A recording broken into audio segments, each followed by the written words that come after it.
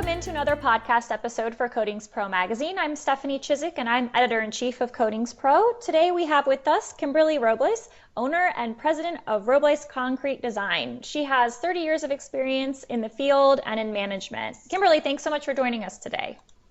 Thank you for having me. Why don't you go ahead and start by kind of giving us your background? How did you get into the industry and, into the concrete world, so to speak?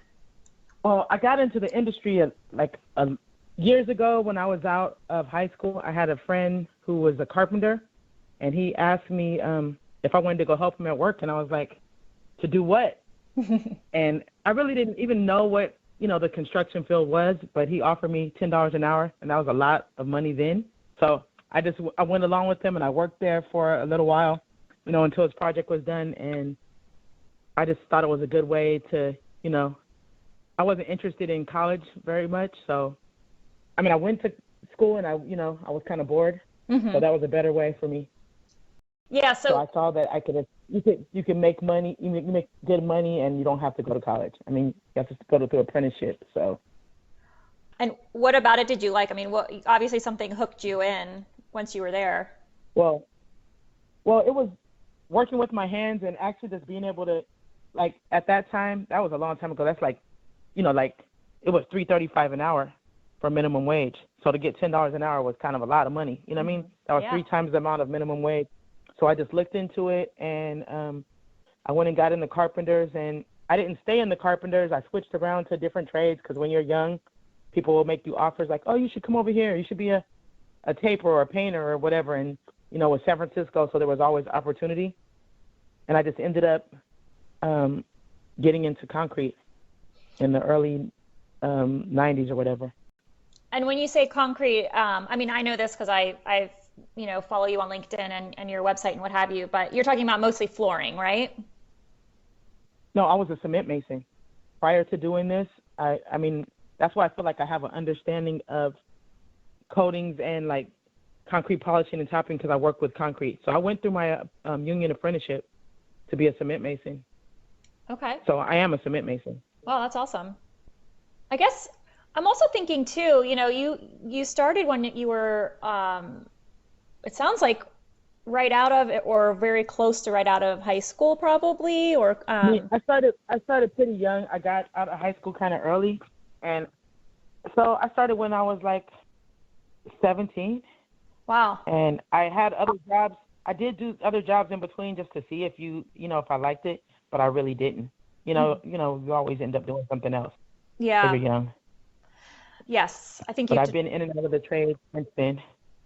I'm thinking too. I know that there's a lot of challenges with labor shortages these days, and people will probably be clamoring to get someone else who's 17 to come into the industry. Do you have any tips about ideas of how we could help to work on the labor shortages, or as you're someone who came up that way? I really think that for me, I was just motivated to get into the trade, so I looked into it, and I don't think that younger people, especially women, know about how to get into the trades. So I think it's more now in San Francisco is a little different because they'll put you through. You can go through a job program and they'll teach you a pre-apprenticeship and then put you in a trade. But when I was doing it, it wasn't all the online. So now I would think that we would have to use any resource, maybe Job Corps or any kind of job training programs, and just present yourself to them. For here, it's more the union trades, but for people that aren't union, I would try to find a program in my area. Okay. To recruit. But I think the best way is to get them when they're young. It's also difficult when we get people that have experience and you want something done your way. Everybody wants to do everything their way. Mm-hmm. So that could be a challenge as well. Mm-hmm. Getting someone that you can work with. But there's definitely a labor shortage. For sure. I do think that, something that always has been sticking with me lately is hire for attitude, not necessarily for skill. And I think that's kind of goes to what your point is, that maybe if they don't have the skill, but they're teachable, that's almost better because you can teach them the way you want to teach them. Yeah. I do think that is the key. It's you want to hire someone that has enthusiasm, because if nobody wants to be there, they're not going to show up. it's very difficult to get someone to do get into the trades now because I feel like everything is so much like .com jobs where you don't have to do physical labor. And, physical labor is not for everyone. But if you have enthusiasm, I mean, anything you want to learn, you can learn if you keep your mind open. I'm always learning something. Yeah. From every job I do or other contractors, you know what I mean? Like, you just have to be open to be teachable, like you said. If you want to do it, you can do it. Do you have, a community that you reach out to learn? Like, are you a part of an association or do you attend trade shows or, how are you getting that new information that you're trying to learn all the time? Well, I always go to World of Concrete. I feel like you can always see innovative products. Prior to starting my own company, I was selling the concrete polishing and equipment, selling and renting. So I did have the opportunity to be at the super abrasive booth for 2 years at World of Concrete. And you see everybody at World of Concrete. I mean, you guys know you're out there, so there's a lot of innovative products, and you could just mingle with people that you wouldn't really have a chance to meet. Going to the different classes and even social events. There's a lot of those. Yeah, especially in Vegas. Yes. For sure. Awesome. I mean, we talked a little bit about, your past. What do you see as far as, your future and maybe the future of the industry in general? Obviously, there's no crystal ball, but what do you think might be coming down the pike? I think that there's a lot of work right now, and I just think that we have to stay abreast of everything, all the new technology, and trying to learn because there's going to be a lot of fly-by-night contractors, especially in the coatings world. You take a 2-day class and everybody thinks they know how to do epoxy or polishing or whatever. You know what I mean? It's completely different than when you get out and actually do it. So you know what I mean? I think the future is I think it's open for us to say because, I don't think it was respected prior. It's written into specs and everything. I just think you have to keep learning and keep trying to get good people on your team. You know what I mean? If you have a good team, you can move forward. It's very difficult to do things by yourself. And if you are going to be a small company, I think you just have to stay in your lane. You know what I mean? Yeah. Because for me, I'm pretty small and, it goes from project to project. Last year I did a grocery store and I had to hire, extra help. But if you don't have the ability to keep that kind of work all the time, it's also hard to keep people. So you just have to know, you know what I mean, find the area you want to be in. Do you want to be bigger, smaller, or do you just want to have a tight crew? You know what I mean? So that's what I'm trying to build right now. Because I still get out there and, I was throwing sand and doing epoxy last week. Yeah. It's not what I want to do. It's hard, though, to find people to, be motivated. So I guess we're all in that kind of search to find the right people. It's good, though, that I guess that there is a lot of work out there. But you're right. I hadn't thought about the fly-by-night problem of if there's almost too much work and not enough established contractors to do the work, then you're going to get people who are inexperienced or not in it for the right reasons, maybe. Yeah, or undercharging. That's what because I do a lot of concrete polishing, and then I have a lot of friends who are solely epoxy contractors, and they say that people underbid, you know what I mean, but they're not doing it properly. You'll go for a bit. That's why I don't knock it, but I don't do garages. I need to. For me, I'm lucky that I'm in San Francisco area, so I'm able to go on more high-end projects, and you could charge differently here. Right, so you don't cut corners, is that what you're saying? Yeah. If somebody's like, oh, can you do a 1-day garage system? It's like, absolutely not. You have to prep, you have to put the vapor barrier, you know what I mean? Or you're going to be coming back for callbacks. And that's why sometimes it depends on the customer. You have to use the more expensive products. So you have to make sure that you're able to charge a certain amount of money. Somebody like Ardex, I can get a moisture barrier warranty for 20 years. And I heard that they stand behind their warranty. So they'll write it up, the specs for you, and you can go out there and apply it exactly how they do, and you can give your customer a warranty. That's awesome. I mean, you don't know if something's going to happen in 20 years, but it's better to have some backup. You know? Yeah, that makes sense. What about anyone new who might be coming into the industry? Do you have any advice for them or suggestions or tips? I would say attend World of Concrete, either go through apprenticeship or apprentice under another contractor. People that just jump in with no knowledge, I feel like they're going to have a harder time. Hmm. That's like with anything. You can't go be a doctor or a lawyer and you didn't go to school. I don't know why people think they can go to class for 2 days and now they're a contractor. So Hmm. it just depends on what state. In California, you have to have a license. You have to go to the contractor state license board to become licensed. But in a lot of places, I'm on a lot of forums on Facebook and different things. These guys don't have any knowledge. They're like, I'm going to become a contractor, and they just go out there and hit the ground running. Some people will be successful, and I think that 80% of them won't. But that's my opinion. Everybody has one. Yeah. I mean, and there are a lot of resources out there right now, even virtually, that people can go to. So even if you can't go to World of Concrete, I'm Yeah, sure there's a ton out yeah, there. yeah. If you can't go to World of Concrete, read Coatings Pro, read Hmm. Concrete Decor magazine. Like, if if you are just going to take those classes, take several. I still go to classes. I'm trying to sign up for the Ameripolish. I was looking into going to SACE training. Like, everybody has different methods. You could learn something from everywhere. Hmm. So I say just keep your knowledge up. You know what I mean? Be open. Like, I have a friend who is a epoxy contractor. When I need help, we call each other up and we help each other out. He'll come on a job with me and work with me for the week, and he really helped me in the coatings thing, and vice versa. Like, he didn't really polish prior, so I helped him with that. Yeah. And I met them when I used to do sales, so they were my customer who became my friends. Oh, that's So cool. Okay. I think don't look at everyone as competition. You know what I mean? Yep. I was just going to say, I do think it's easy, quote unquote, easy to like form a community in this industry. Everyone seems to be, well, not everyone, but lots of people seem to be very friendly and willing to help and share. And, it's so great. Yeah, I think that's what the difference is now. At the time in this industry, like, back in the day, the old school, everything's a secret. But now, there's YouTube, internet. You can't hold all these secrets to yourself. And if you do, you know what I mean? Knowledge is power. You have to grow and help one another to grow. Hmm. Yeah. Why would I not help someone else? I mean, the Bay Area is pretty large, and I'm gonna ask for help on tips on something. Somebody else will ask me. So it's I don't mind helping someone. I I, don't feel like it's competition. You know what I mean? Everybody does their own thing, yeah, and there's enough money to be made for a lot of people here.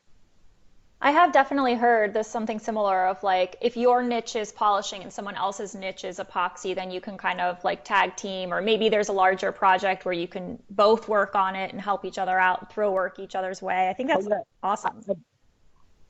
I definitely did. My friend Richard came out, and he has a company. He's like a small one man guy, Vision in Concrete. He's out of I want to say Brentwood, no, Rio Vista. He's a really nice guy, and he's helped me with my coatings game up. He's been doing it much longer time than me, and I also get reps to come. You know what I mean? You Hmm. want to sell me these products? Come show me how to put it down. Hmm.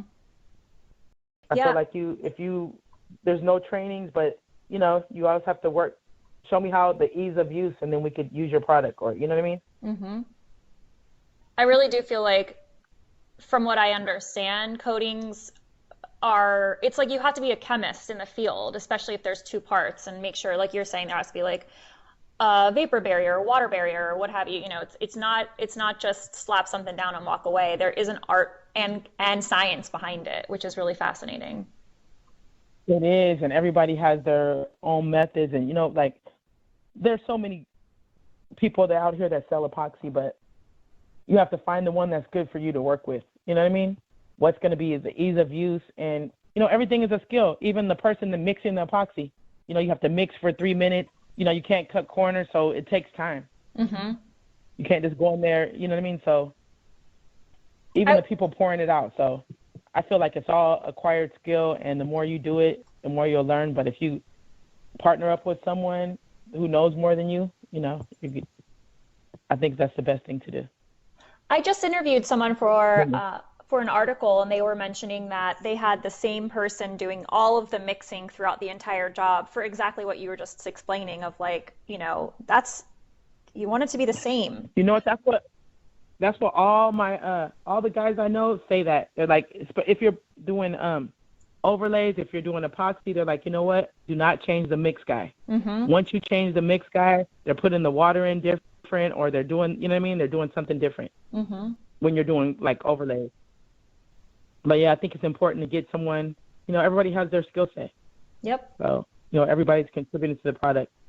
I would just say, like, if you asked me a question earlier, if you're trying to keep people, treat them right. You treat people good and they're going to stay, Yeah. So you have to respect everyone from the laborer to who's mixing, and you know what I mean? And give people opportunity for growth. And I think that you can keep people. Yeah.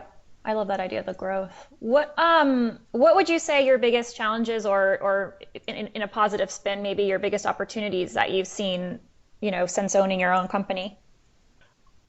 I think there's a lot of opportunity for me because there's no women-owned companies, and I haven't even tapped into the women or minority-owned business sector yet because I'm just busy doing private jobs.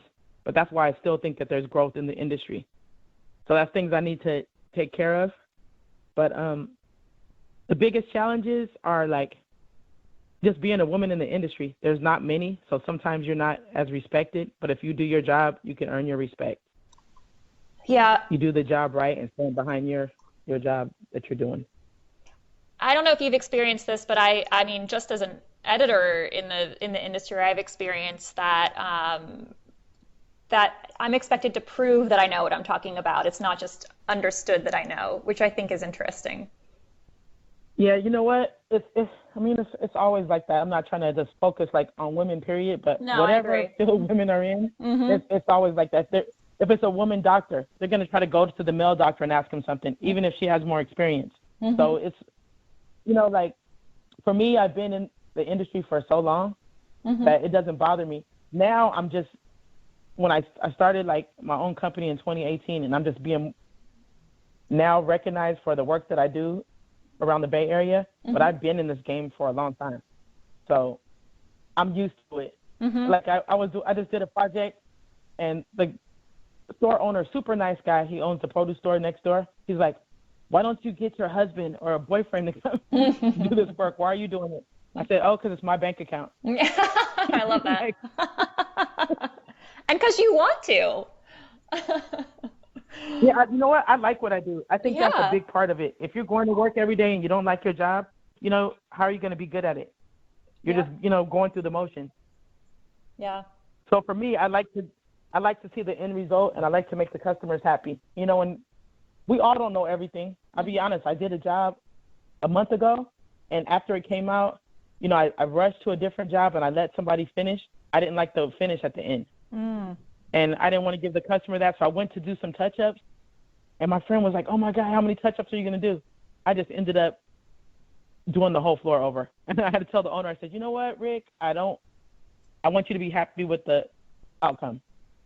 Yeah. So it took me like 4 extra days. I had to pay people, but you know what? At the end of the day, that floor came out super nice, and they were happy with it. So it's not always about just the dollar. You know what I mean? Yeah. It's about customer satisfaction. Are you going to leave your name on that job? Yep. Because that's embarrassing. You know what I mean?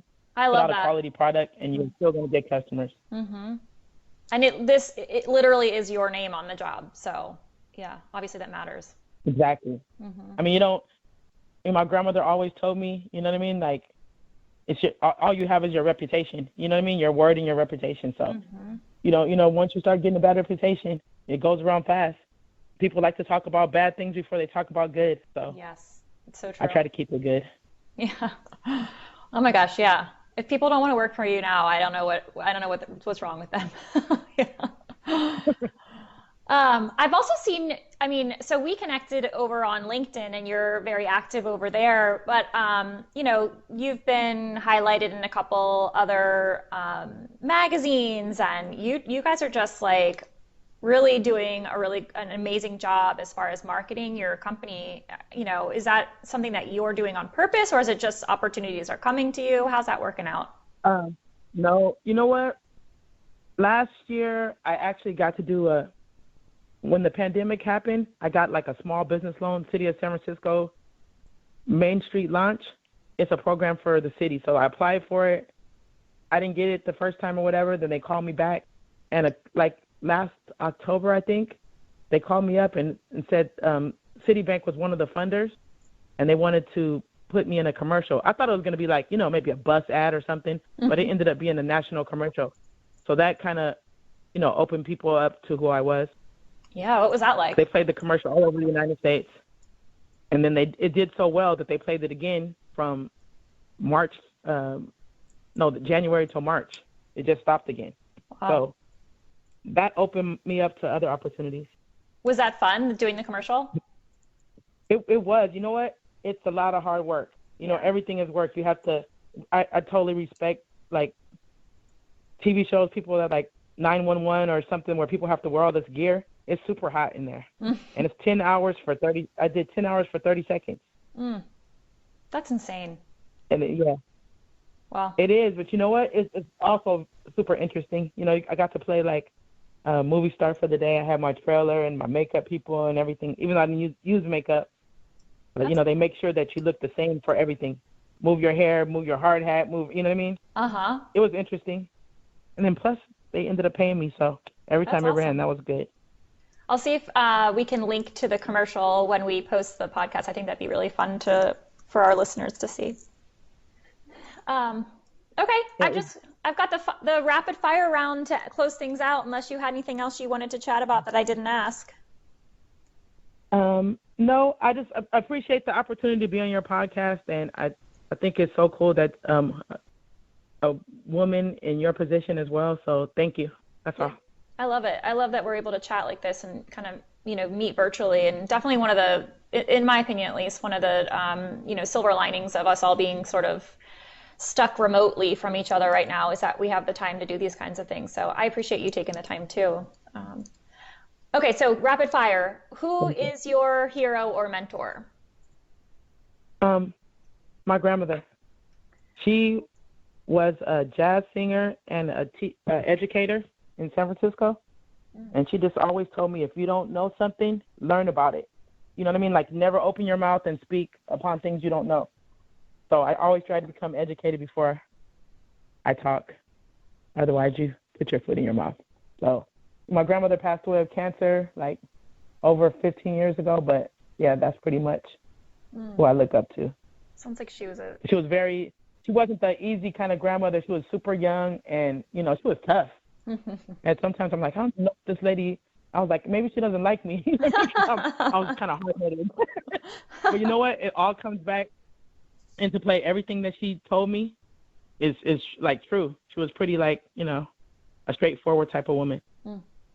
I love that. Like she would tell you something. She'd be like, don't burn your bridges. You may have to cross them again. Kimberly, you think I need you? No, but you're going to need me. And then I have to go ask her for something. I'm like, oh, man, she was right. You know what I mean? So that's too funny. I wish she was here now. Yeah. She was really into technology. I didn't even know how to make a CD when she was still, she used to teach. And she's like, you don't know how to burn a CD? And I'm like, my grandmother's over here teaching me how to burn a CD. It's hilarious. She sounds fun. What is your... She was, and she played at all the jazz clubs. Oh, that's so awesome, yeah. What is your biggest pet peeve? People coming up to me, men coming up to me, oh, you're a woman? Oh, you're the boss? I'm surprised. I never saw a woman before. It's very annoying. You know what I mean? I hope it just gets to the point where it's just, you're the contractor? Yes, that's it. Right. Well, you're helping to normalize that, so that's awesome. What place would you most like to get stuck in for a week? Somewhere tropical, maybe like Thailand in a hut, or even in Hawaii, anywhere I could have beach and sand and sun. Love it. I hate the cold. Awesome. Well, thanks so much for spending some time with me today, and our listeners, of course. If people want to reach out to you afterwards, how should they follow up with you?